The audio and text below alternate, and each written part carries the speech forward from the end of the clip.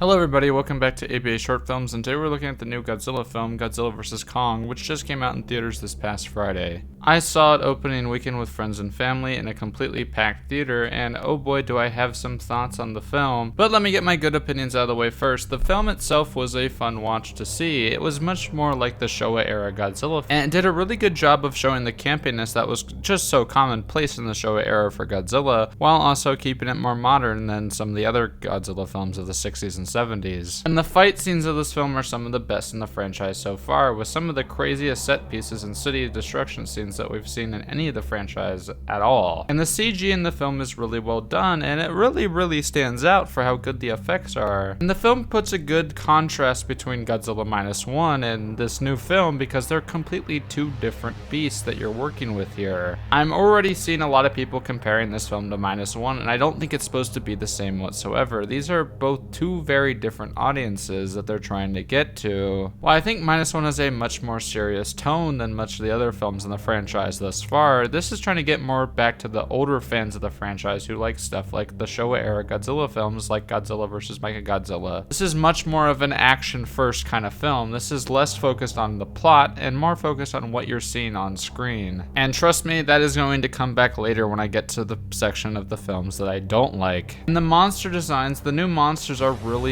neat, and they're something that we haven't really seen in the franchise thus far. It's more Eldritch horror looking, more so than a goofy guy in a costume look. And the worlds we see in this film are great. They're really sprawling landscapes that look really good, and it's really fun to watch when you're watching the film. This film is the definition of a visual spectacle. There's just so much to look at, and it looks great. There isn't many parts of it that really dragged me out of it. And I should emphasize, this is from a visual perspective. I didn't get dragged out much by the visuals of the film. I will get into the plot later. I think this film did the perfect job of capturing the campiness of the early Godzilla films. For example, we watched Godzilla vs. Hedorah beforehand just to get in the mood for this film. And I think it really helped me get into the mindset of these older Godzilla films because it allowed me just to see, oh, this is just a fun spectacle. Let's just watch this for the goofiness that we're about to see. So I went into it not taking it too seriously. I knew it was going to be more of a campy MonsterVerse style film because I've seen Godzilla King of the Monsters and I had seen Godzilla vs. Kong, so I knew what I was kind of getting into with this one. And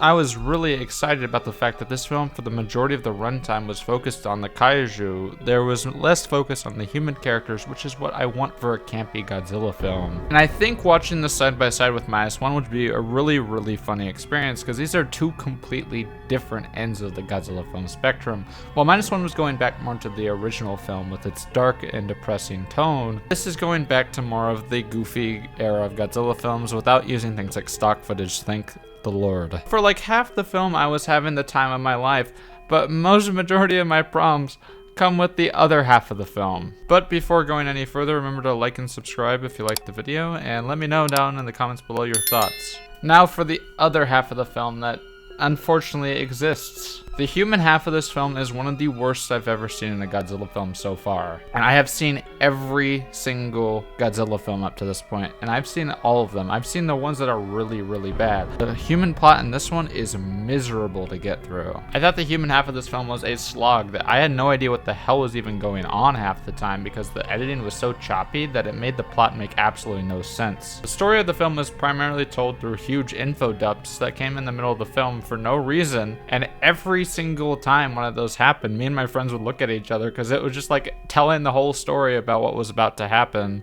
Because visually, you had no fucking idea what was going on. That leads to my first major gripe with the film, and that was with the film's editing, because if I can notice the film's editing being bad, that means it's pretty bad. It would cut to different things that were going on around the world, and it would make it so you had no idea what to follow, because it would cut to a submarine, and that would cut to them in the forest, and that would cut to the world around them, and they wouldn't really work together, if that makes sense. It was just kind of different scenes that were put together that really didn't work well as a whole. And it almost speaks to the American blockbuster cinema experience as a whole because it felt like a Marvel movie when you were watching it. While I have nothing against Marvel movies, I think you'll know exactly what I mean if you see the film yourself. And I know this opinion is going to be controversial, and I know people are going to think I'm just doing this because I want to get like views or something, which is not true. The reason why I'm doing this is because I think people are focusing so much on the monster scenes of the film, not realizing just how bad the human scenes in this film are. Trust me, I know it's a Godzilla film. Trust me, I know that because I have seen so many of these films at this point. I know how the human scenes are, but if I can notice just how bad the human scenes are, that's a problem, because I've seen so many of these Godzilla films that bad human scenes don't bother me that much. But if I can notice just how bad it is without like being just bored or something like that, then it's really, really bad. And I feel bad saying this because I love these films and I did like the film, I just didn't like the human scenes, and it sucks that's 50% of the movie. And I can just imagine how much the film would have been a slog if they had kept in the normal 80% of the film being the human scenes, because that would have made the movie almost unwatchable. And it wasn't that there wasn't enough going on in the human scenes, there was actually almost too much going on to the point where you couldn't even follow what was going on. And I feel like compared to most people, I'm very, very lenient on the Godzilla film franchise because I have watched these movies since I was a kid. But would I say the film is not worth checking out? No, I would not say that. I would say definitely check out the film if you're a Godzilla fan. You're gonna love the Godzilla scenes in this film.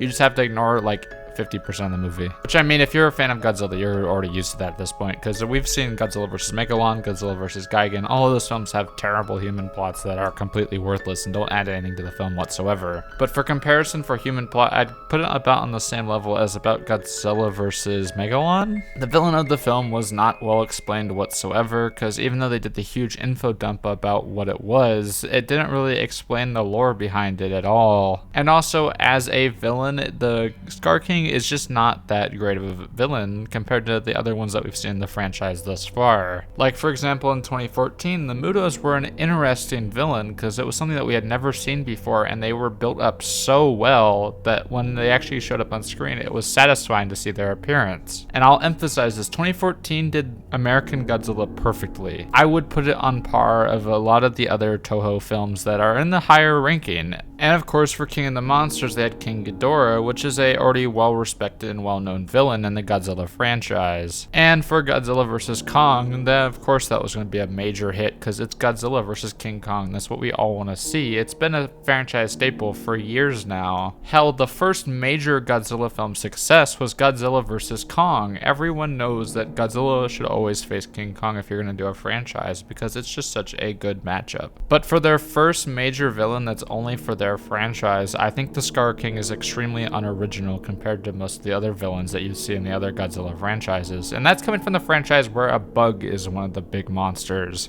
But for what is essentially a King Kong reskin, the ending of the film is so unsatisfying. They make the final fight scene incredibly short, and the editing also ruins it because the editing is so choppy you have no idea what the hell is going on. And now for the major spoiler that I think ruins the film for me, and it really took me out.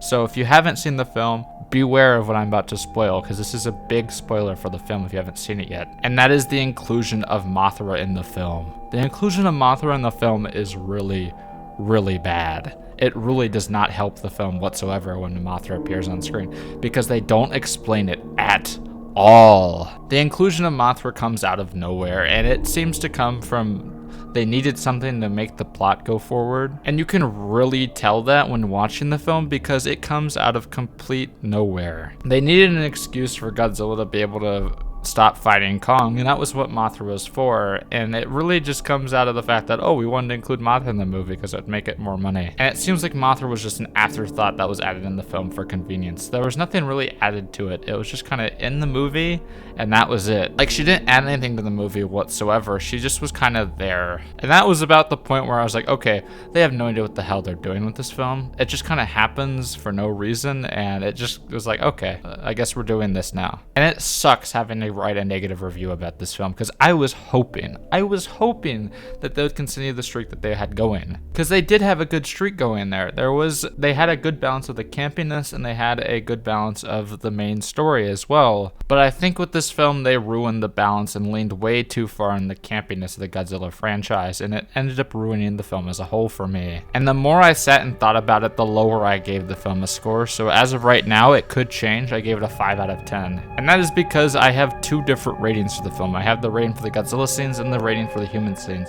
The human scenes, I would give a 0 out of 10. However, for the Godzilla scenes, I would give them a 10 out of 10 because it perfected what Godzilla had in the Showa era. And besides the Scars King, the other monster designs in this film are really original, and I really liked looking at them. So that's what led me to the 5 out of 10.